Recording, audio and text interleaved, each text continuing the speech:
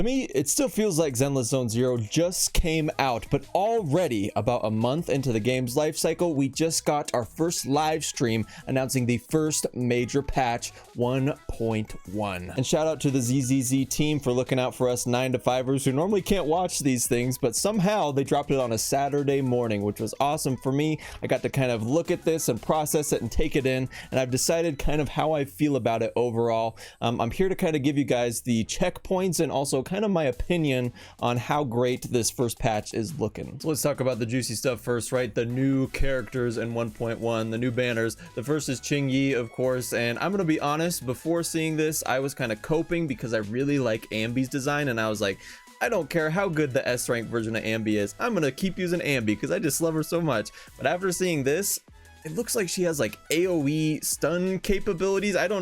They didn't give us like a full breakdown of the skills, but I just like the animations and how it looks like she's going like AoE, all this electricity going around, and I feel like she's gonna be probably the best stun unit in the game, and so I am gonna have to pick her up. RIP to my Ambi, I really love that girl, but Ching Yi just looks super cool, and super excited to try her out. The character that I think most people are excited for though is actually this one right here, and that is Jane Doe. Personally, I had never seen any in-game footage of her, just like her sprite that they teased on Twitter. And oh my gosh, I wasn't sold on her design before, but she looks absolutely amazing. Of course, you've probably seen, if I can find it, yes, this little clip right here of her walking around. I mean, this sold the internet right here. This is what sold Jane Doe. So with that clip, if she turns out to be super powerful, which there's a good chance she might be, then I think she's gonna be huge sales for MiHoYo here.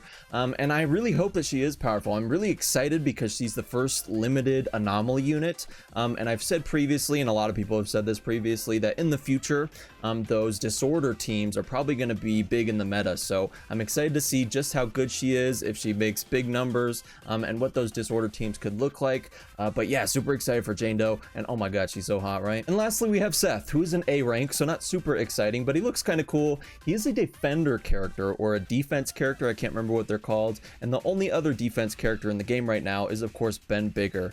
And currently for me, I don't know if he's going to fit into the meta very well, because as someone who's cleared like the top floor of Shiyu defense and gotten S rank in it, like protecting myself and having defense was never a problem. It's always just like trying to squeeze the most damage out and like stunning them as fast as I can and debuffing and buffing my attackers.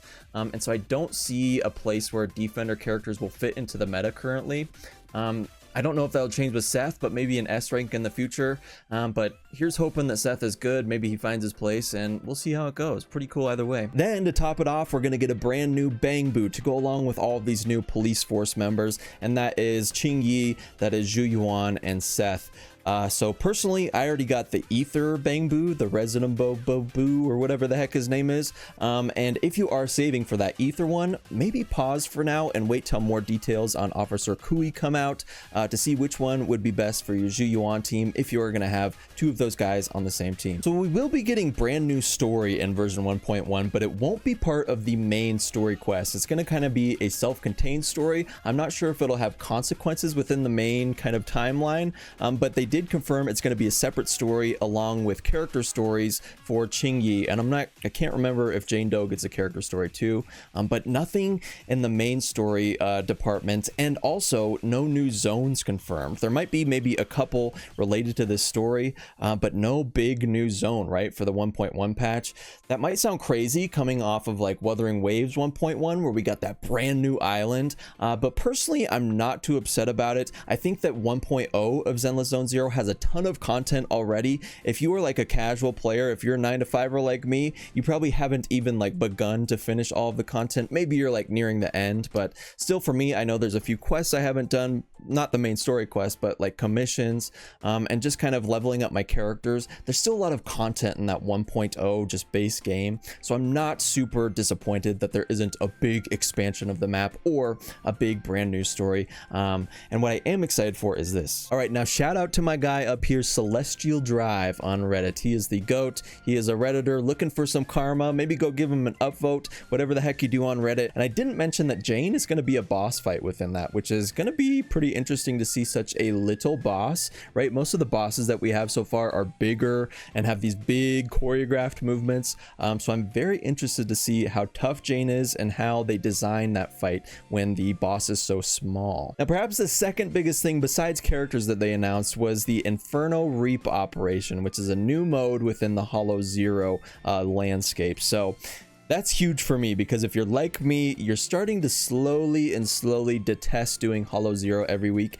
The problem is that it makes you run like 4 or 5 each week to fully like max out the rewards that you can get, and it's just so painful going through that TV mode. I personally don't mind the TV mode so much. It's fun the first time, and I wouldn't mind doing it maybe once per week, but when you're forced to do it 5 times a week, it's like, you know, I keep going back to the fact that I don't have a lot of time to play these games, and so that's pretty much like 2 hours of my Saturday gone just so I can get, you know, whatever it is, 300 polys from doing Hollow Zero. I don't like that, so they're adding this new Inferno Reap operation, which skips all the TV gameplay and it just lets you fight the bosses. I'm not sure like what you do going up to that main boss fight, but all I know is that it's going to take infinitely less time to get my weeklies done, which I'm very excited about. They also announced a ton of just little events that'll be littered throughout 1.1, which they've done great at so far. I think this is kind of Hoyo's bread and butter at this point, is just having a ton of little limited time events that they sprinkle out through all of their games, really, in Genshin and Honkai and now ZZZ. There's always like 2 or 3 events running at the same time that don't take a ton of time to do, and I love that about Hoyoverse.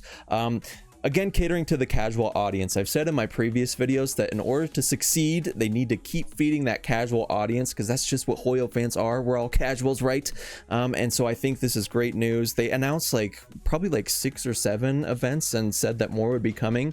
Nothing too groundbreaking, right? But it's just little things to keep us logging in and give us some extra awards so that we can go feed our characters a little bit more. So all of that big new shiny stuff is cool, right? When a new patch comes out, that's what people want to see. They want to see the new characters, the new story, new zone, new boss, and all that jazz, right?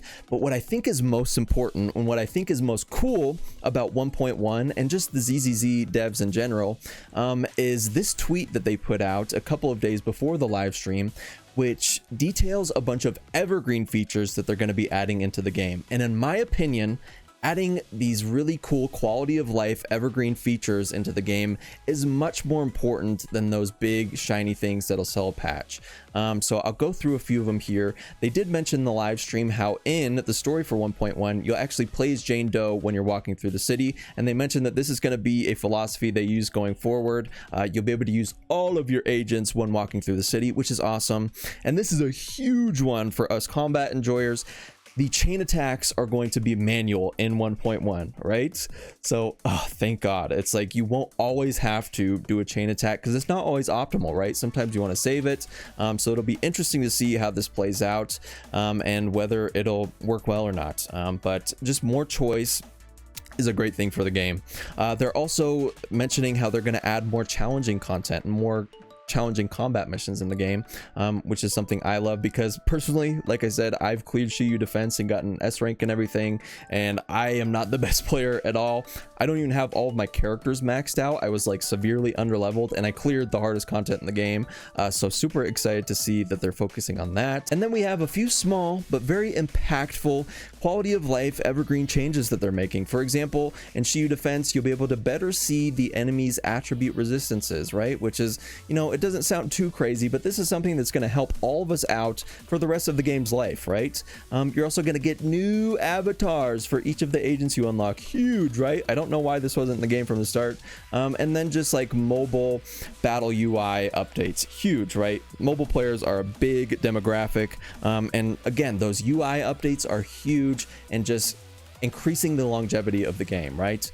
They also included some changes that they're looking to make in 1.2, and I won't go through all of these because this is a 1.1 video, but I'm just showing this to show you that they're so focused on those evergreen changes and focusing on the little annoyances in the game to just make your everyday experience better, even outside of like all the flashy new stuff that you want to spend money on, right? I'm really happy that they're focused on this base game UI quality of life stuff. That is paramount in making this game have big longevity. And that kind of sums up my main point on patch 1.1, is that on the surface, it does not look very exciting, right? You see that there's no new main story quest, there's no new MSQ, there's no new zone, right? And you're like, that seems kind of dry for a big gacha patch, right? Not a lot of content there.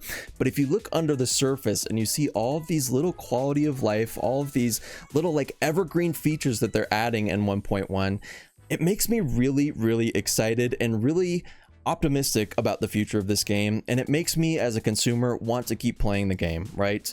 And still, even without a main new story quest, I am excited for the new characters and playing that side quest, and exploring the new meta with like the anomaly character and the brand new stunner. She might really shake things up and kind of set a new bar for stunners going forward. I'm talking about Ching Yi, if you can't see her on the screen.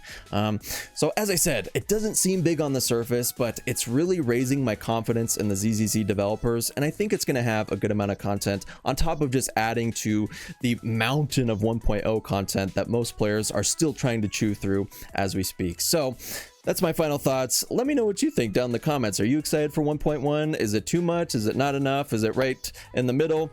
Let me know what you think. If you're watching at this point, please give it a like and please subscribe. I'm always coming out with ZZZ videos, so stay tuned for those. But that's all I have for today. Good luck on your polls with Ching Yi, and I'll see you in the next one. Peace.